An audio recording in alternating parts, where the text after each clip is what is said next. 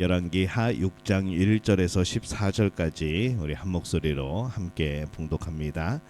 선지자의 제자들이 엘리사에게 이르되 보소서 우리가 당신과 함께 거주하는 이곳이 우리에게는 좁으니 우리가 요단으로 가서 거기서 각각 한 제목을 가져다가 그곳에 우리가 거주할 처소를 세우사이다 하니 엘리사가 이르되 가라 하는지라. 그 하나가 이르되 청하건대 당신도 종들과 함께 가소서 하니 엘리사가 이르되 내가 가리라 하고 드디어 그들과 함께 가니라. 무리가 요단에 이르러 나무를 베더니 한 사람이 나무를 벨 때에 쇠 도끼가 물에 떨어진지라. 이에 외쳐 이르되 아 내 주여 이는 빌려온 것이니이다 하니 하나님의 사람이 이르되 어디 빠졌느냐 하매 그곳을 보이는지라. 엘리사가 나뭇가지를 베어 물에 던져 쇠 도끼를 떠오르게 하고 이르되 너는 그것을 집으라 하니 그 사람이 손을 내밀어 그것을 집으니라. 그때에 아람 왕이 이스라엘과 더불어 싸움에 그의 신복들과 의논하여 이르기를 우리가 아무데 진을 치리라 하였더니 하나님의 사람이 이스라엘 왕에게 보내 이르되 왕은 삼가 아무 곳으로 지나가지 마소서 아람 사람이 그곳으로 나오나이다 하는지라. 이스라엘 왕이 하나님의 사람이 자기에게 말하여 경계한 곳으로 사람을 보내 방비하기가 한두 번이 아닌지라. 이러므로 아람 왕의 마음이 불안하여 그 신복들을 불러 이르되 우리 중에 누가 이스라엘 왕과 내통하는 것을 내게 말하지 아니하느냐 하니 그 신복 중에 한 사람이 이르되 우리 주 왕이여 아니로소이다. 오직 이스라엘 선지자 엘리사가 왕이 침실에서 하신 말씀을 이스라엘의 왕에게 고하나이다 하는지라. 왕이 이르되 너는 가서 엘리사가 어디 있나 보라. 내가 사람을 보내어 그를 잡으리라. 왕에게 아뢰어 이르되 보라 그가 도단에 있도다 하나이다. 왕이 이에 말과 병거와 많은 군사를 보내매 그들이 밤에 가서 그 성읍을 에워쌌더라. 아멘. 할렐루야. 하나님의 은혜가 오늘 새벽에 하루의 첫 시간을 주 앞에 드리는 우리 믿음의 가족들에게 함께 하시기를 예수님의 이름으로 축원합니다. 오늘 말씀은 이 엘리사를 통한 두 개의 기적의 말씀을 담고 있습니다. 이 엘리사와 함께 하던 선지자들이 이제 거주지가 부족해서 집을 더 확장하고자 합니다. 그래서 요단강으로 가서 이 목재를 마련하는 일을 하였죠. 그런데 사고가 납니다. 오늘 말씀의 5절에 보면은 한 사람이 나무를 벨 때에 쇠 도끼가 물에 떨어진지라. 이에 외쳐 이르되 아 내 주여 이는 빌려온 것이니이다 하니 이렇게 기록을 합니다. 나무를 베다가 실수하여서 그 철기구가 요단강에 빠진 것이죠. 여기서 이 성경에서 쇠도끼라고 번역한 것은 히브리어로 바르젤이라는 단어를 씁니다. 문자적으로는 철이라는 뜻이죠. 그래서 이게 쇠도끼인지 뭐 칼인지 어떤 도구인지는 잘 모르겠지만은 그 당시에 이 빌려온 철 기구는 매우 비싼 그런 물건이었던 것은 확실합니다. 여기서 이 빌려온이라는 히브리어의 샬이라는 단어는 요청하다라는 뜻이 있습니다. 그래서 그 기구를 빌려온 것일 수도 있고 또 기도하여 응답받아 산 것일 수도 있고 뭐 그런 것이죠. 어쨌거나 비싼 철기구를 잊어버렸으니까 이웃에게 갚아 주어야 될 그런 상황이 되어질 수도 있고 또 가정이 그것을 구입하였다면은 또 그것에 대하여서 굉장히 경제적인 손해가 크기 때문에 좀 어려움에 처하는 그런 상황이 되어질 수도 있습니다. 그래서 이 철기구가 그 요단강에 빠졌을 때에 외쳤다라고 말합니다. 히브리어로 짜크라는 단어를 쓰는데 외치는 상황을 말하죠. 이 단어는 또 언제 쓰였는가 하면은 이 아들이 노예로 팔려가야만 했던 더 이상 갚을 돈이 없어서 노예로 팔려가야만 했던 상황에서 절규했던 이 과부가 외쳤던 단어와 같은 또 단어입니다. 그래서 이 엘리사는 철기구가 빠진 자리를 물어봅니다. 철은 무거운 물체이기 때문에 떠오를 수 없죠. 그런데 이 엘리사는 하나님께서 주신 은혜로 나뭇가지를 물에 베어 던져 쇠도끼를 떠오르게 합니다.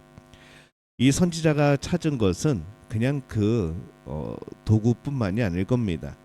이것을 잃어버렸다면은 좋았던 이웃관계가 깨질 수도 있고 또 가정의 화목한 분위기가 또 어려움에 처할 수도 있었을 것이죠. 그래서 이것은 선지자의 개인에게 속한 작은 일이고 또 작은 문제일 수도 있습니다.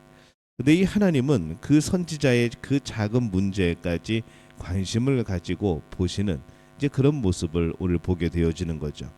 그래서 놀라운 기적으로 그 가정이 화목할 수 있도록 또 지킬 수 있도록 그렇게 또 하나님이 도우신 겁니다. 하나님께서 가정을 지키시는 것은 기적을 통해서만 그런 것은 아닙니다. 한 가정이 화목하게 살아가는 것을 방해하는 수많은 것들이 있죠. 그때 하나님께서 이런 기적을 베풀지 않으실지라도 그 가정이 화목하도록 지키고자 하실 겁니다. 이 선지자 가정을 지키셨으니까 우리의 가정 또한 지키기를 원하신다는 것을 우리가 기억을 해야 하는 것이죠. 우리의 가정에도 어쩌면 어떤 기적이 필요할 수도 있습니다. 기적이라는 방법이 아니어도 가정이 화목하게 지켜지는 것이 기적보다 더 기적적인 일이죠. 그래서 우리는 하나님께 기도하면서 이 가정의 화목이 지켜지는 그 기적을 날마다 이루어 가야 합니다. 방법은 달라도 마음은 같습니다. 하나님께서 이 땅의 가정들을 지키시기 위해서 그때그때마다 기적을 행하시지는 않습니다. 그러나 일상의 평범함 속에서도 하나님께서 함께 하시며 가정을 지키시는 것은 동일하다는 것이죠. 그러니 우리는 하나님께서 가정을 지키시는 분임을 기억을 하고 가정을 화목하게 지키는 길을 늘 찾아야 합니다. 하나님은 그 길을 찾는 사람에게 지혜를 주시고 또 가정이 화목하도록 지키실 겁니다. 오늘날 이 가정마다 엘리사의 쇠도끼 기적 같은 이런 일들이 많이 필요하다는 것을 생각하게 되어지죠. 우리 믿음의 가족들이 하나님의 도우심이 함께하는 그런 가정의 화목을 이루어가는 복된 분들이 되어지시기를 예수님의 이름으로 축원합니다. 북이스라엘이 아람과 이제 사이가 나빠집니다. 그래서 또 이제 전쟁을 생각하게 되어지죠. 8절에 보면은 그때에 아람 왕이 이스라엘과 더불어 싸우며 그의 신복들과 의논하여 이르기를 우리가 아무데 진을 치라 하였더니 이 아람의 군대가 북이스라엘을 공격하기 위해서 은밀하게 이곳저곳에 진을 치고 숨어서 이 공격을 엿봅니다. 9절에 보면은 하나님의 사람이 이스라엘 왕에게 보내 이르되 왕은 삼가 아무 곳으로 지나가지 마소서 아람 사람이 그곳으로 나오나이다 하는지라. 엘리사는 이 아람 군대가 은밀하게 진을 치고 있는 곳을 북이스라엘 왕에게 알려줍니다. 미리 예비할 수 있도록 하죠. 그래서 이 아람 왕의 군대는 본래 목적하던 것을 이루지 못하고 실패를 거듭합니다. 이 아람 왕이 마음이 불안하죠. 이거 어떻게 할 때마다 이 정보가 새어 나가는가. 그래서 신복들을 불러서 이 아람에서 우리 안에서 내통하는 사람이 있어서 이스라엘 왕이 자신들의 위치를 사전에 알아차지는 건 아니냐라고 생각을 한 거죠. 사실 그렇게 오해할 수밖에 없는 상황이기는 합니다. 12절에 보면은 그 신복 중에 한 사람이 이르되 우리 주 왕이여 아니로소이다. 오직 이스라엘 선지자 엘리사가 왕이 침실에서 하신 말씀을 이스라엘의 왕에게 고하나이다 하는지라. 엘리사가 아람에도 잘 알려진 것 같습니다. 아람의 군대가 위치가 발각되는 것을 내통하는 자가 있기 때문이 아니라 엘리사 이 선지자가 알려주는 것이라 라고 말하고 있죠. 그리고 그 보고는 사실 정확한 겁니다. 하나님께서 엘리사를 통하여서 이 북이스라엘을 보호하고 계십니다. 이것 또한 또 하나의 기적이죠. 한 나라 안에는 수많은 일들이 일어납니다. 그 중에 작은 하나의 일이 나라의 흥망성쇠를 좌우하기도 하죠. 그래서 하나님께서는 이 엘리사를 통하여서 북이스라엘을 보호하십니다. 이 특별한 기적을 베푸신 겁니다. 하나님은 보이지 않으시는 분입니다. 때때로 구름과 불 등으로 그 임재를 상징적으로 사람들이 볼 수 있도록 하시기는 하지만은 그러나 그것은 보이지 않는 하나님의 임재의 상징인 것이지 하나님께서 보여진 것은 아닙니다. 하나님은 보이지 않는 것이 기본입니다. 보이는 어떤 상징적인 것은 특별한 경우에 그렇게 임시로 보이는 방편을 사용하시는 것이지 하나님의 본체는 아닌 것이죠. 기적 또한 그렇습니다. 하나님께서 이 땅을 통치하실 때에 모든 것이 보이지 않는 방식입니다.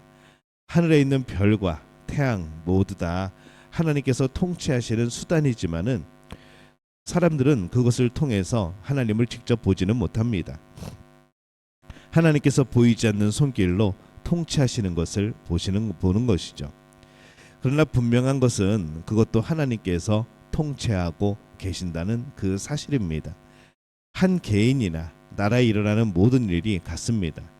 지극히 일상적인 일이지만은 하나님의 특별한 섭리와 하나님의 역사의 손길이 있는 것이죠. 북이스라엘을 지키신 하나님이 오늘 우리도 지키십니다. 그것이 기적이라는 눈에 보이는 현상이든 일상생활이라는 눈에 보이지 않는 그런 현상이든 하나님께서 우리를 지키시는 것은 동일한 것입니다. 동일한 하나님이기 때문이죠. 오늘날에도 우리를 향한 다양한 기적 같은 하나님의 섭리가 있습니다. 그것에 우리는 감사해야 합니다. 하나님께서 엘리사를 통해서 한 가정을 지키시는 이 모습, 또 한 나라를 지키시는 모습을 오늘 보게 되어집니다. 우리에게 주어진 크고 작은 모든 것들이 우리에게는 참 소중합니다. 하나님께서 주신 것이고 하나님이 또한 지켜주십니다. 우리는 우리에게 주어진 것을 지켜야 하죠. 하나님의 은혜 가운데 그 모든 것들을 지킬 수 있도록 기도하며 또 살아가야 합니다. 오늘날 우리에게 눈에 보이는 기적은 없어도 여전히 지키시는 하나님의 마음이 우리와 늘 함께 있음을 우리가 기억을 해야 됩니다. 그래서 여전히 기도하고 하나님의 놀라운 기적 같은 은혜의 삶을 늘 살아가고 우리 주변이 하나님의 은혜로 지켜지는 아름다운 일이 이어지고 있음을 우리가 고백해야 하는 것이죠. 오늘 여러분의 삶은 하나님의 어떤 기적을 맛보고 계십니까? 아무런 기적이 일어나지 않아도 그게 기적입니다. 오늘 우리가 살아가고 있다는 것, 오늘 우리가 우리의 삶을 영위하고 있다는 것, 하나님께서 함께 하심의 놀라운 은혜인 것이죠. 오늘 우리 삶의 크고 작은 일들 속에서 하나님의 역사심을 발견하고 그 손길을 발견하는 그런 복된 우리 믿음의 가족들이 되어지시기를 예수님의 이름으로 축원합니다. 기도하겠습니다. 하나님, 은혜와 사랑에 감사를 드립니다.